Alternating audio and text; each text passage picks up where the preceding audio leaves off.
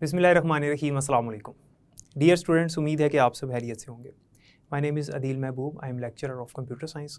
आज की इस वीडियो में हमने चैप्टर नंबर 2 का लेक्चर नंबर 4 डिस्कस करना है और टॉपिक है हमारा components of network.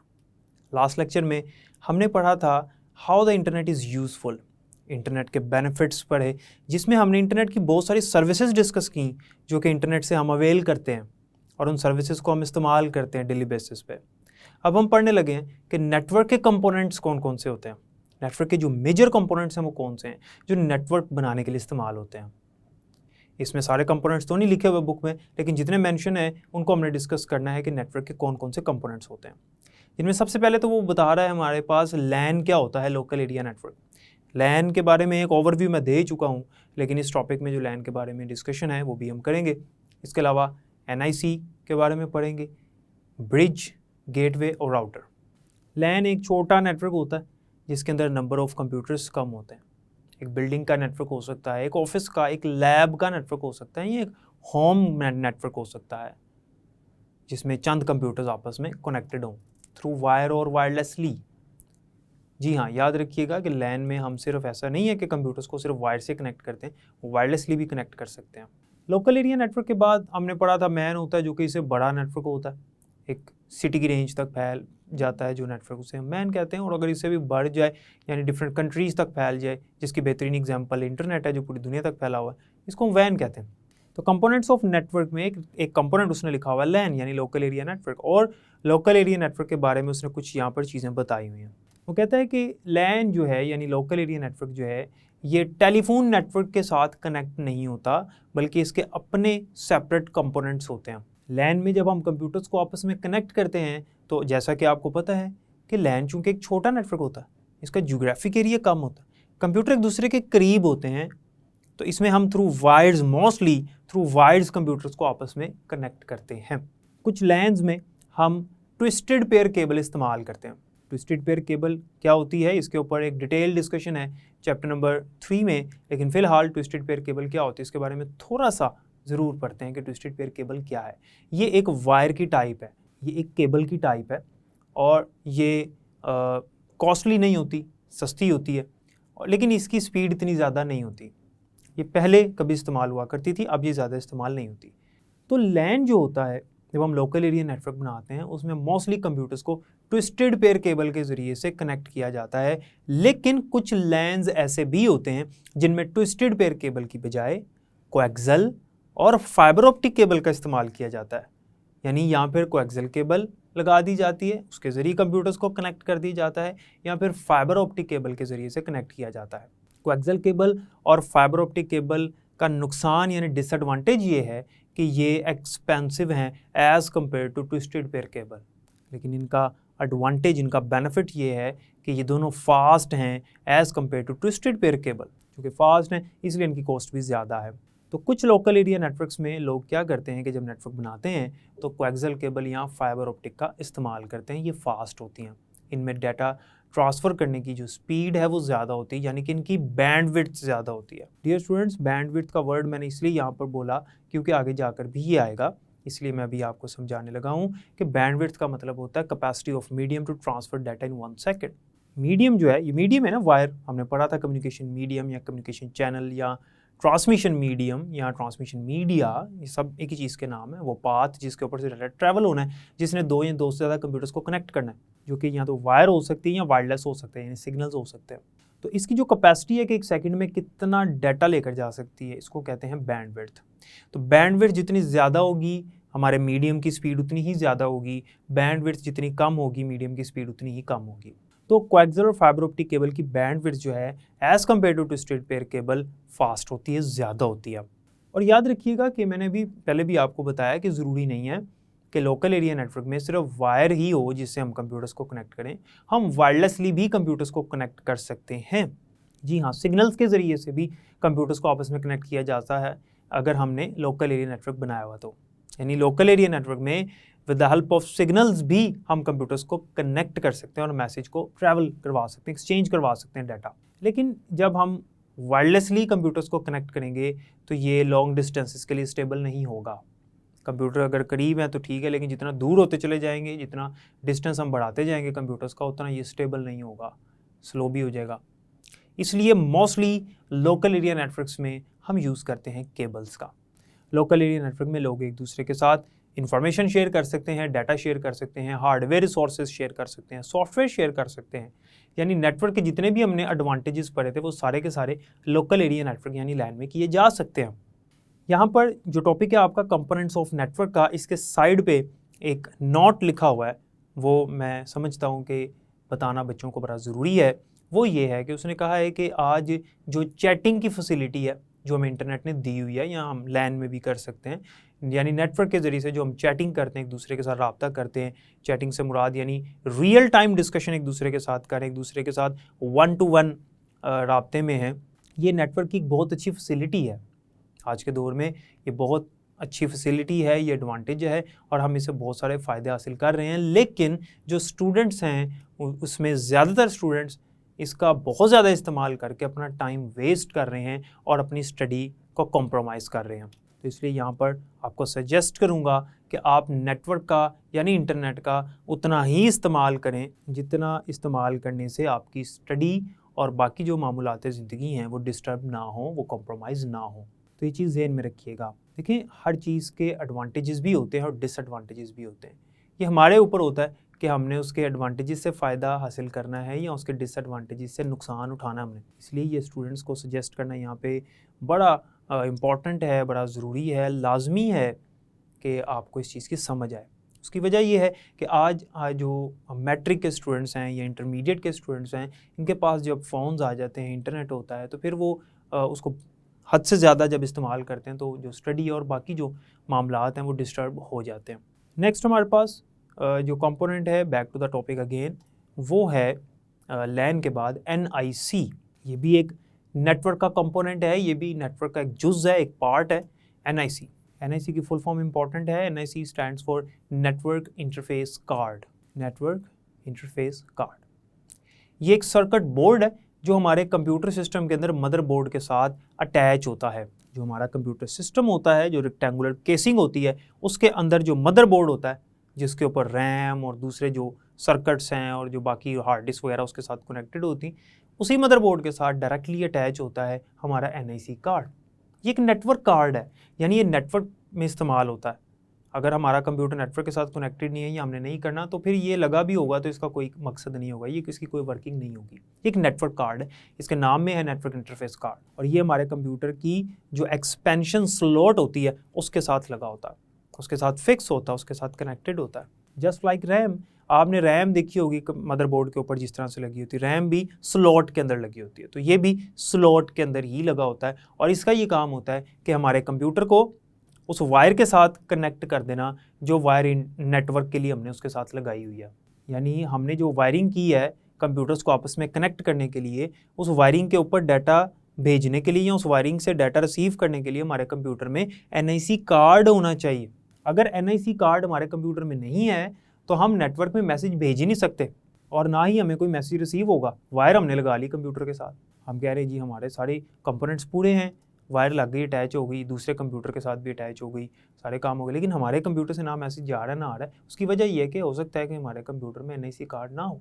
Mostly computers में NIC कार्ड जो होता है वो बिल्ट इन होता है, यानी पहले से मौजूद होता है, क्योंकि आज नेटवर्क बनाना हर कंप्यूटर के साथ ज़रूरी है, यानी हर किसी की ज़रूरत है, तो इसलिए हर कंप्यूटर के अंदर NIC कार्ड लगा होता है और हमारे कंप्यूटर को वायरिंग के साथ यानी एक नेटवर्क में कनेक्ट कर देता है। तो जब हमने नेटवर्क में कंप्यूटर को अपने कनेक्ट करना है तो उसके लिए हमारे पास कंप्यूटर सिस्टम में NIC कार्ड का लगाना ज़रूरी है। तो ये एक नेटवर्क डिवाइस है, या इसको कम्युनिकेशन डिवाइस भी कहेंगे। कम्युनिकेशन डिवाइस ऐसी डिवाइस होती है जो राब्ते के लिए इस्तेमाल होती है, एक ऐसा आला जो कि नेटवर्क में इस्तेमाल हो रहा है कम्युनिकेशन के लिए, उनमें से एक NIC भी है। NIC के बाद एक और नेटवर्क का कंपोनेंट है जिसका नाम है ब्रिज। ब्रिज भी एक कम्युनिकेशन डिवाइस है, ब्रिज भी एक नेटवर्क डिवाइस है। डियर स्टूडेंट्स, ब्रिज का क्या काम है? ब्रिज का ये काम है कि नेटवर्क्स को आपस में जोड़ना। दो ऐसे नेटवर्क्स जो कि सिमिलर नेटवर्क्स हैं, दो नेटवर्क्स जो कि सिमिलर नेटवर्क्स हैं, सेम नेटवर्क्स हैं, होमोजीनियस हैं। सेम, सिमिलर, होमोजीनियस एक ही बात है। बोर्ड में इस तरह से होमोजीनियस का वर्ड यूज़ कर सकता है और सेम का वर्ड यूज़ कर सकता है, किया भी हुआ उसने, तो ये आपको पता होना चाहिए। इनका मतलब एक ही होता है, सिमिलर, सेम, होमोजीनियस, मतलब एक जैसे।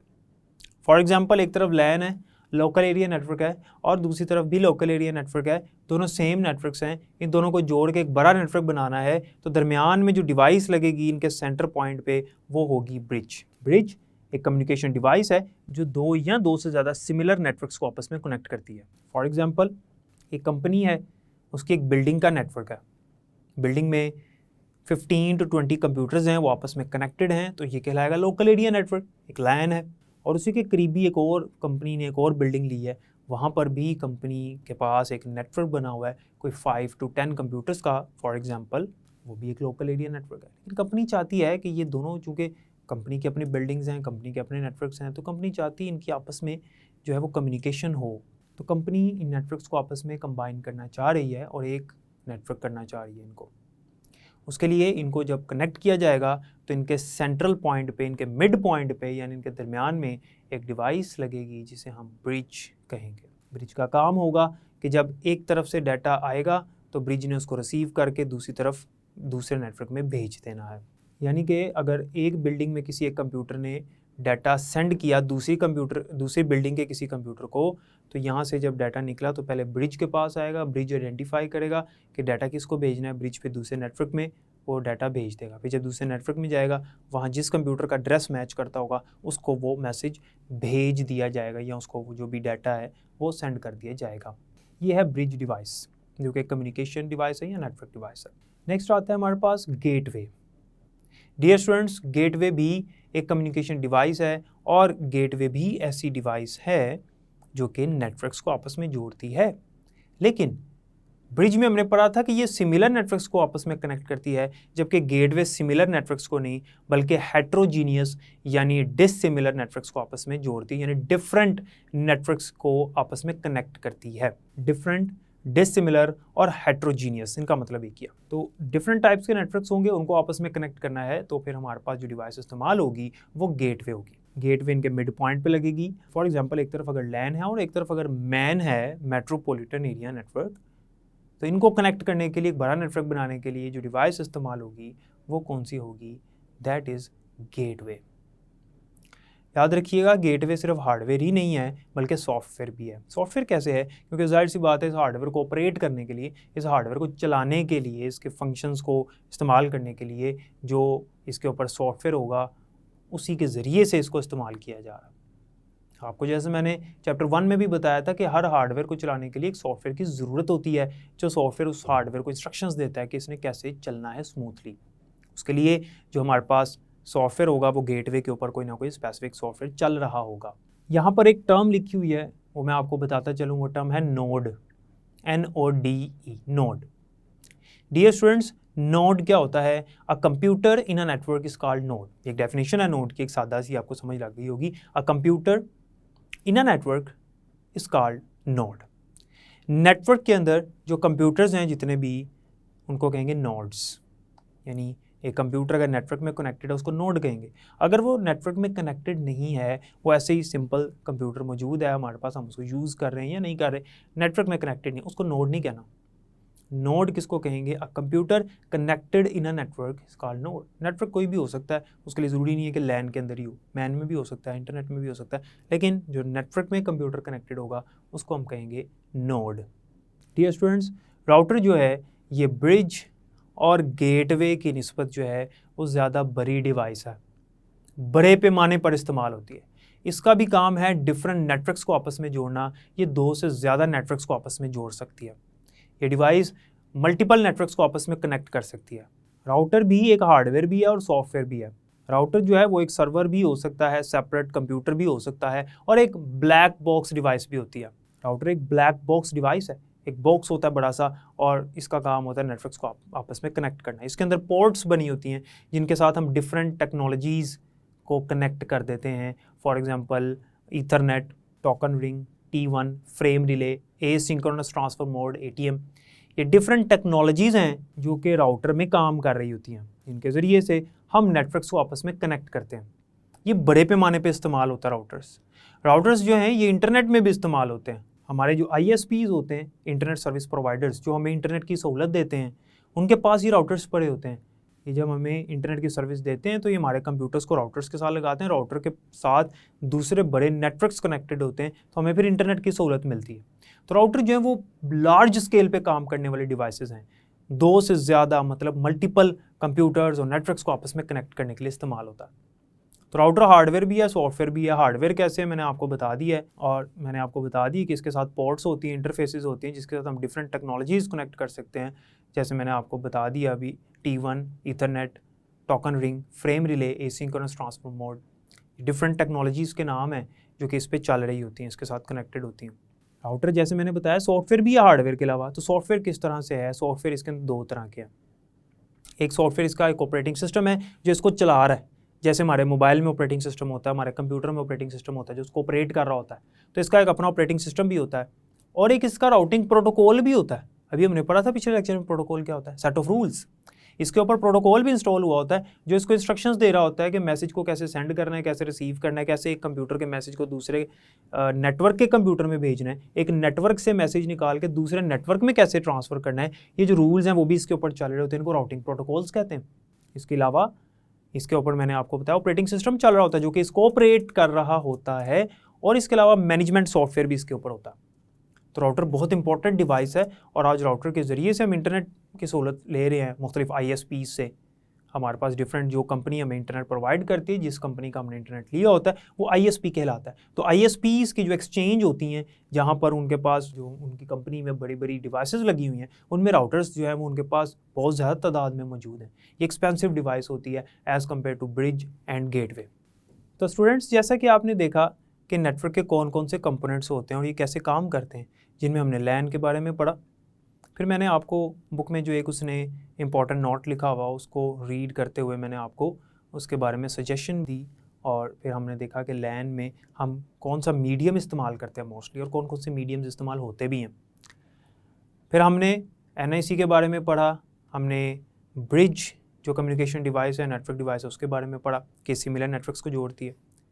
फिर हमने गेटवे के बारे में पढ़ा, जिसमें हमने देखा कि ये डिफरेंट नेटवर्क्स को आपस में जोड़ने के लिए इस्तेमाल होता है। और लास्टली हमने राउटर के बारे में डिस्कशन की, और राउटर के बारे में हमने इसके हार्डवेयर में देखा कौन कौन सी चीज़ें शामिल हैं, इसके सॉफ्टवेयर में देखा कौन कौन सी चीज़ें शामिल हैं। इसके अलावा आज के लेक्चर में हमने एक टर्म भी पढ़ी जिसे कहते हैं नोड, और हमने देखा कि नेटवर्क इन अ कंप्यूटर, और हमने देखा computer that is connected in a network is called node. उम्मीद है कि आज के लेक्चर की आपको समझ आई होगी, इसको बुक से ज़रूर रीड कीजिएगा। बाकी इंशाल्लाह लैंस प्रोटोकॉल वाला अगला टॉपिक है जो कि हम नेक्स्ट लेक्चर में इंशाल्लाह डिस्कस करेंगे। तब तक के लिए मुझे इजाज़त दें, नेक्स्ट लेक्चर में मुलाकात होगी। अपना बहुत ख्याल रखिएगा। अल्लाह हाफ़िज़।